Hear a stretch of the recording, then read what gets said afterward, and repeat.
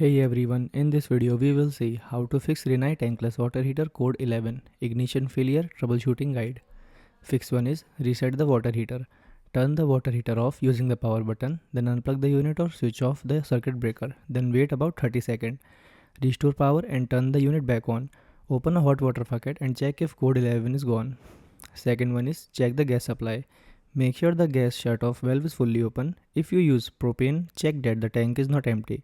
Verify other gas appliances are working. If no gas appliance work, contact your gas supplier. Third one is inspect the air intake and exhaust vent. Turn off the water heater, then check the intake and exhaust vent. Remove any leak, dirt, snow, bird nest or other obstruction. Restart the unit and test again. Fourth one is clean the air intake filter.